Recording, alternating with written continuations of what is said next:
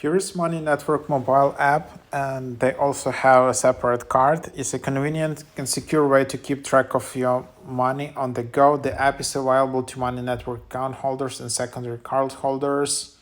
The app is free to download and gives you more control of your money with 24/7 access to your information anytime, anywhere.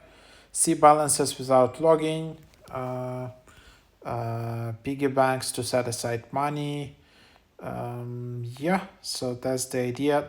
However, the ratings aren't that good for this app. But yeah, you can just install it and let's just take a look.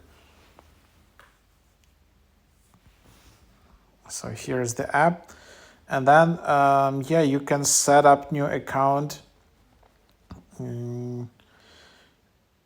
You will need your Money Network card, your social security number, and access to your email account. And then from here, you just need to enter just your digit number and expiration date on your Money Network card, and then just tap continue.